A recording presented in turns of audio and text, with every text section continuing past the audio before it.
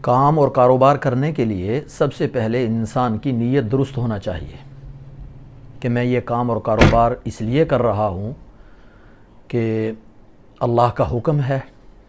حلال کمانا یہ اللہ کی طرف سے ذمہ داری ہے، میں اس کو پورا کر رہا ہوں۔ یا نیتیں انسان اگر کئی کر لے تو اس میں اللہ کی رحمت سے امید ہے کہ اللہ تبارک و تعالی اجر زیادہ عطا فرمائیں گے۔ مثلا میں کام اور کاروبار اس لیے کر رہا ہوں تاکہ کسی اور سے سوال نہ کروں، یا میں لوگوں کی ضرورت پوری کرنے کے لیے کام کر رہا ہوں،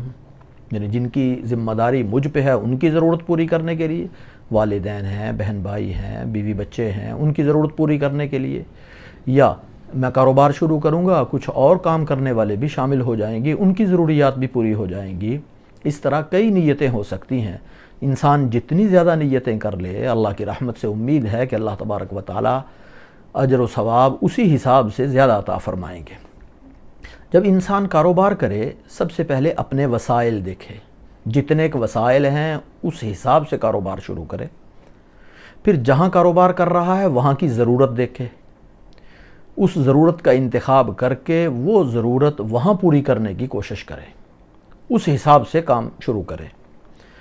اور کام کرنے سے پہلے بہتر یہ ہے کہ کچھ تجربہ حاصل کر لے، خود بھی کام سیکھ لے، جتنا زیادہ سیکھ لے، تجربہ زیادہ حاصل کر لے، اتنا ہی بہتر ہے۔ اور کام شروع کرنے سے پہلے اہل فن سے، تجربہ کار لوگوں سے کچھ مشورہ کر لے، مشورہ کر کے پھر کام شروع کرے۔ اور جب انسان کام کرے تو ابتدا چھوٹے پیمانے پر کرے، پھر آہستہ آہستہ اس کام کو بڑھائے۔ اور جب کام شروع کر رہا ہے تو یہ دیکھے کہ یہ کام جائز ہے، حلال ہے۔ اگر جائز اور حلال ہو تو وہ کرے، حرام ہو، ناجائز ہو تو وہ کام نہ کرے۔ پھر اللہ سے دعا کر کے بھرپور محنت اور توجہ اور کوشش کے ساتھ کام کو شروع کرے۔ اور جو کام شروع کر رہا ہے اس کے ضروری مسائل اہل علم سے، علماء سے سیکھ لے، سیکھ کر پھر کام شروع کرے۔ اور کام میں سب سے پہلے سچائی کا خیال کرے، جھوٹ ہرگز نہ بولے، اور امانت اور دیانت کا خیال کرے، خیانت کسی صورت میں نہ کرے، ناپ تول میں کمی نہ کرے، ملاوٹ نہ کرے، کسی کو دھوکہ نہ دے، وعدے کی پابندی کرے۔ اگر کسی چیز میں کوئی خرابی ہے، عیب ہے، نقصان ہے تو وہ بتلا دے، اس کو بتلا کر پھر بیچے۔ دوسروں کو فائدہ پہنچانے کی پوری کوشش کرے، ان کے ساتھ خیر خواہی کرے، گاہکوں کے ساتھ بھلائی کا معاملہ کرے، خیر خواہی کا معاملہ کرے، اور سخاوت کا معاملہ کرے۔ یعنی کسی کو اگر کوئی چیز دے رہا ہے، معاملہ کر رہا ہے، جتنا طے ہوا ہے اس سے کچھ زائد دینے کی کوشش کرے، نرم اور اعلیٰ اخلاق سے پیش آئے، اور گاہکوں کو اچھا سے اچھا، بہتر سے بہتر دینے کی کوشش کرے، اور اپنے کاروبار میں تازہ معلومات لے کر اس میں بہتری زیادہ سے زیادہ پیدا کرنے کی مسلسل کوشش کرتا رہے۔ اگر کوئی مجبور اس کے سامنے آ جائے تو اس کو مہلت دے، اس کے ساتھ نرمی کا برتاؤ کرے، اور کسی کی مجبوری کا ناجائز فائدہ نہ اٹھائے، کسی کو مجبور دیکھ کر کسی چیز کا ریٹ نہ بڑھائے۔ دکان یا فیکٹری یا جہاں بھی جو کام کر رہا ہے اس میں وقت کی پابندی کا اہتمام کرے، خود پابندی کے ساتھ وقت پہ پہنچے،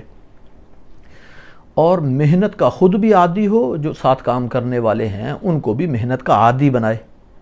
ملازمین کے ساتھ انتہائی نرمی کا برتاؤ کرے، خیر خواہی کا برتاؤ کرے، ان کی ضروریات کا خیال رکھے، حسابات کو صاف رکھنے کی کوشش کرے، ہر چیز کو بہت واضح لکھے، ترتیب کے مطابق لکھے، اور ہر معاملے کا اندراج کرے، اس انداز سے لکھے کہ اگر کوئی دوسرا شخص اس کو دیکھے تو اس کو بتلانے کی ضرورت نہ پیش آئے، خود بخود ہر چیز دیکھ کر سمجھ جائے۔ حق کی ادائیگی بر وقت کرے، کسی کا کوئی حق ادا کرنا ہے، ادائیگی کا جو وقت طے ہے اس وقت ادا کرنے کی پوری کوشش کرے، دوسرا کوئی اس کے ساتھ بر وقت ادائیگی نہ بھی کرے، پھر بھی اپنی طرف سے اگر یہ کوشش کر کے اس کو ادائیگی کرے گا تو کاروبار میں برکت بھی ہوگی، اللہ تبارک و تعالیٰ کی مدد بھی ہوگی۔ بہتر یہ ہے کہ انسان تھوڑا نفع رکھ کے کاروبار کرے، اور بہتر یہ ہے کہ سامان کی واپسی میں آسانی پیدا کرے، یعنی آسانی کے ساتھ چیز کو واپس لینے کے لیے تیار ہو، اور سامان بیچتے ہوئے قسم نہ کھائے، اس سے بے برکتی ہو جاتی ہے، اور کاروبار میں بے برکتی یہ نقصان دہ ہے۔